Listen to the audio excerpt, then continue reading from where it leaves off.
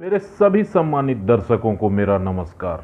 दोस्तों, अपने सामाजिक राजनीतिक खबरों के मंच पर आप सबों का हार्दिक अभिनंदन करता हूं। दिल्ली सेवा विधेयक 2023 आज राज्यसभा में भी पारित हुआ। मित्रों, इसी पर थोड़ी सी चर्चा करेंगे संक्षिप्त वीडियो में। आशा करूंगा आप मेरे साथ बने रहेंगे और वीडियो को लाइक भी करेंगे, और अगर पहली बार आ रहे हैं मेरे चैनल पर तो सब्सक्राइब करके भी मनोबल बढ़ाएंगे। मित्रों, दिल्ली सर्विस एक्ट या दिल्ली सेवा विधेयक 2023 2 दिनों पहले लोकसभा में ध्वनिमत से पारित हुआ, और राज्यसभा में ये पास हो पाएगा या नहीं, इस पर अटकलों का बाजार गर्म था। इस पर विराम लगाते हुए सत्ताधारी गठबंधन ने बहुत आसान तरीके से राज्यसभा में भी इसे पारित करा दिया।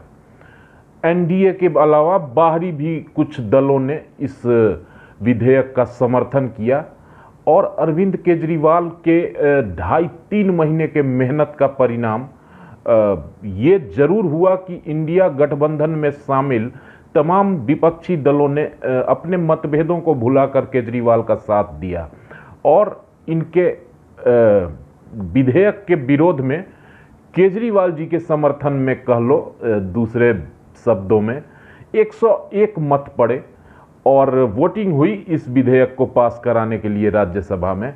और इस विधेयक के पक्ष में 131 मत पड़े। मित्रों, तो ये विधेयक पास हो गया और ये कानून भी बन गया। तो अपने मित्रों को बताना चाहूँगा, दर्शकों को, कि इस कानून के बन जाने के बाद दिल्ली सरकार में, दिल्ली राज्य में जितने भी अधिकारी कर्मचारी हैं ग्रेड ए से ग्रेड डी तक के, उन सबों की सेवा का अधिकार, सेवा में जो कार्य होते हैं ट्रांसफर पोस्टिंग से लेकर के तमाम अधिकार का केंद्र सरकार के अंडर में आ गए हैं, जो कि सुप्रीम कोर्ट के द्वारा केजरीवाल सरकार को दिए गए थे कि इन सभी अधिकारियों कर्मचारियों की चूंकि सेवा दिल्ली राज्य में है, इसलिए दिल्ली सरकार को ही देखना चाहिए। और ये 11 मई को सुप्रीम कोर्ट का फैसला आया था कि केजरीवाल जी की सरकार सभी अधिकारियों कर्मचारियों की ट्रांसफर पोस्टिंग और सब कुछ देखेगी। लेकिन इसको इस विधेयक के द्वारा बदला गया, इस कानून को। सरकार इस फैसले से संतुष्ट नहीं थी। खैर, अब बात करेंगे अरविंद केजरीवाल जी के आरोपों के बारे में, सहित तमाम विपक्ष के आरोप, कह लो, सिर्फ केजरीवाल के नहीं। केजरीवाल तो मुखिया थे, सबसे अधिक प्रभाव इस विधेयक का दिल्ली पर पड़ना था। दिल्ली सरकार उनकी है और उन्हीं को इससे आपत्ति थी, जिसके चलते न चाहते हुए भी बहुत सारे दलों को इस विधेयक को समर्थन करना पड़ा। चूंकि विपक्षी गठबंधन का सवाल था, जो इंडिया गठबंधन 2024 में नरेंद्र मोदी के खिलाफ उनके चुनौती को साकार हो, इसके प्रयास में सफलता हो, इसके लिए ये गठबंधन बना है। इसलिए बहुत सारे दलों ने न चाहते हुए भी इस विधेयक का विरोध किया, केजरीवाल जी का साथ दिया। केजरीवाल जी ने धन्यवाद भी दिया है सबों को। हालांकि कोई फायदा नहीं हुआ, ये विधेयक पारित हो ही गया। केजरीवाल जी का कहना है कि संविधान की हत्या हुई है। तो दोस्तों, इस मामले पर मैं बताऊं कि संविधान ने ही अध्यादेश लाने का अधिकार सरकारों को दिया है, इसलिए ये संविधान की हत्या नहीं है। इसमें कोई दो राय नहीं कि आज़ादी के बाद से अभी तक अधिकतर समय कांग्रेस के प्रधानमंत्री रहे, कांग्रेस की सरकार रही। नेहरू जी से लेकर के इंदिरा गांधी, राजीव गांधी, मनमोहन सिंह तक कोई भी प्रधानमंत्री हो, किन्हीं का कार्यकाल ऐसा नहीं रहा जिसमें 50 से कम अध्यादेश लाए गए हों। सुप्रीम कोर्ट के फैसले के खिलाफ, सुप्रीम कोर्ट के फैसले को बदलने के लिए सरकारें अध्यादेश का इस्तेमाल दशकों से करती आ रही हैं। आज़ादी के तुरंत बाद से ही नेहरू जी ने ही शुरू कर दिया था। तो ये संवैधानिक रूप से सही है, इसमें कोई दो राय नहीं। बस इसको साबित करना होता है, अध्यादेश को बहुमत में आना पड़ता है आपको दोनों सदनों में, तभी ये आप पारित करा सकते हैं। वही हुआ, और दिल्ली सेवा अधिकार जो है वो वापस केंद्र सरकार ने ले लिया। इसके पीछे जो विधेयक पेश हुआ राज्यसभा में अमित शाह जी ने किया, उन्होंने जो तर्क दिए कि क्यों इस विधेयक की, क्यों इस अध्यादेश की जरूरत आन पड़ी, तो आपको इसके बारे में भी संक्षिप्त में बताऊंगा मित्रों कि जैसे ही अरविंद केजरीवाल की सरकार को सुप्रीम कोर्ट से यह अधिकार मिला कि दिल्ली के सभी अधिकारियों की ट्रांसफर पोस्टिंग आपके जिम्मे जाती है, वैसे ही सबसे पहला काम अरविंद केजरीवाल ने सतर्कता विभाग के ऊपर अपना ध्यान देना शुरू किया। 11 मई को यह अधिकार प्राप्त हुए दिल्ली सरकार को और 12 मई से ही सतर्कता विभाग में यानी कि विजिलेंस डिपार्टमेंट में ये एक्टिव हो गया। विजिलेंस के अफसरों को प्रताड़ित करने का सिलसिला शुरू हुआ, उनकी ट्रांसफर करने की तैयारियां शुरू हो गई। यहां तक कि दिल्ली सचिवालय में स्थित विजिलेंस के ऑफिस में रात में जहां बहुत सारे गोपनीय फाइल रखे थे, कुछ अजनबियों को घुसते हुए देखा गया। फाइलों के साथ छेड़खानी, हेरा फेरी करने की कोशिश की गई।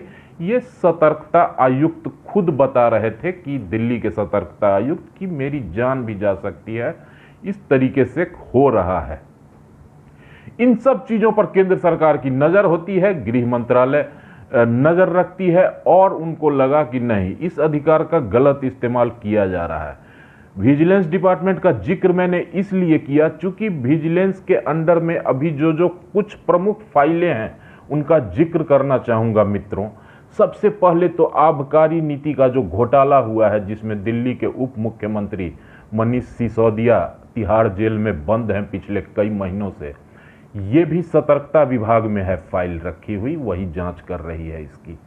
जो अरविंद केजरीवाल के शीश महल का मामला है, जिसमें तय राशि से 6 गुना अधिक खर्च कर दिया गया कोरोना काल में और ये 45 करोड़ रुपए खर्च किए गए, बिल बनाए गए, इस तरीके से बहुत सारी अनियमितताएं की खबरें आई और इसकी जांच भी दिल्ली विजिलेंस डिपार्टमेंट ही कर रहा है।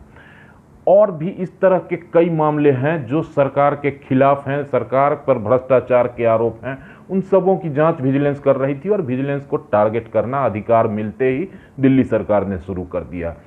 इसलिए इस अधिकार का दुरुपयोग न हो, इसको रोकने के लिए इस अध्यादेश को लाया जाना बेहद जरूरी था। संविधान बचाने की मांग थी कि निश्चित रूप से यह अध्यादेश लाया जाए और रक्षा की जाए लोकतंत्र की। अपने अपराधों को छिपाने के लिए किसी शक्ति का दुरुपयोग करने वाली राज्य सरकार को सबक सिखाने के लिए यह अध्यादेश लाया गया और इसे बहुमत के साथ पारित भी करा लिया गया है।